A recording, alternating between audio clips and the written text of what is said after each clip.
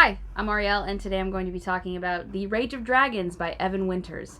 This is going to be kind of a book review, kind of a book rant, because I will tell you right now, just in case you want to go and stop watching, I didn't like it. And I didn't like it for a lot of reasons. So, we'll talk about that. This is an adult fantasy novel. It is an African-inspired adult fantasy novel, which I thought was really cool. I think we need more of that, versus the European or Western European fantasy novels. And at first, I was like, I'm not really into it, and then I got slightly invested due to a skill, a dual-wielding skill, which I'm actually wearing my my Sword Art Online t-shirt because dual-wielding.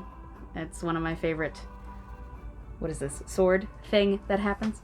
But anyway, in this world there is a caste system. You've got nobles and lessers and like an in-between sort of like lesser noble thing, and it's very prejudiced, and it's just it's a terrible way to live.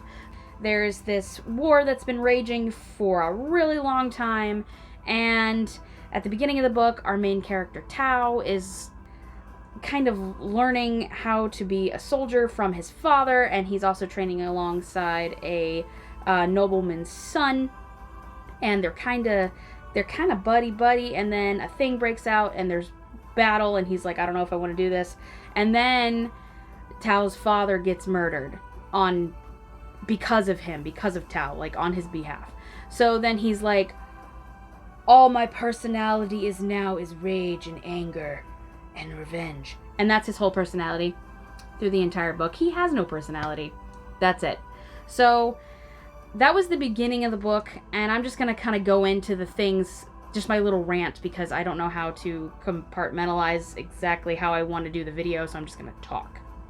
So first off, I think the title should be changed. It's called The Rage of Dragons, which really it should be called Tao's Infinite Revenge with no character development, or something similar to that, because he is just there, and he's angry, and he's just like, I'm gonna fight people all the time. That's it. That's all he is. That's his whole personality. And that was really boring. That was so boring. I was bored a lot of the way through the book. I want to say that I did listen to the audiobook because I couldn't get it from my library. Other than that, I read this with a book club that I'm a part of, and I will link the Discord that we use down below so you can get involved in next month's read. So, that being said, if it wasn't for the book club and my friends, I would have DNF'd the book. Like, not even halfway through. Like, I think this book was about a 16-hour listen, so I think it's probably about 500-ish pages. I'll have to check that. I'll put that up here somewhere about exactly how many pages it is. But we'll say it's 500 pages, just to say a number. It could have been 300 to 350 pages shorter, because most of the book was Tao scrimmaging with people, and he was like not a good fighter, but then he was a good fighter. And then he's just like, he's small. They talk about how small he is. And then he's good because he wants it. He's constantly training, and he's there before everyone else, and he leaves after everybody else, and everybody's like, just take a break. And he's like, I can't. Revenge. His driving force was hate. And that was, like I said, his only personality trait was revenge. And that's it. So I'm going to move on from that because I could literally talk about that all day.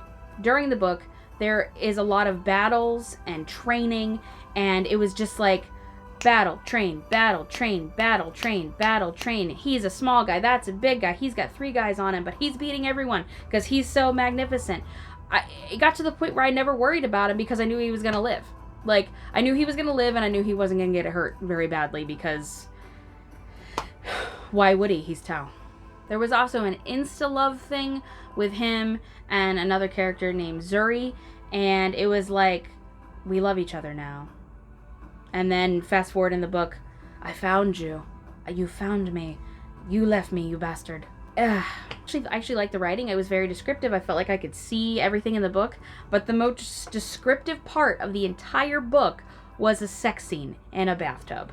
And there was just I don't want to go into it because YouTube, but there was just the phrasing of how things were. I'm like, no, that's a no for me. That's a no. Don't do that. Oh, and there was points where Tao would go into like a spirit world thing, and he would like fight these demons in this like spirit world place, but he would be there like in his spirit and not his body, and then he couldn't win against them, so we would fight them as long and as hard as he could until he was basically disemboweled every time. And I'm like, all right, I could understand maybe going through that once or twice in the book, but why did we have to do it a million times? Why did we have to watch him fight a million times? Yeah, he's good, we get it, he's amazing. I didn't need that a million times. So if you didn't get it by now, I didn't like this book, and I gave it 2 stars on Goodreads. And just to sum it all up, if you didn't watch it whole thing and you just skipped around, no character development for our main character, insta-love that was ridiculous, way too many skirmishes and battles, and Tao just going, I hate him, I'm going to plan to kill them, oh wait, I'm gonna kill you now, like, why? So, that's the review. Or rant, or whatever you want to call it. If you watched it all the way and you like the book, I'm really sorry that I probably offended you. And if I did, I'm honestly, truly sorry. This is just my thoughts, and like and subscribe. Bye! Where are the dragons?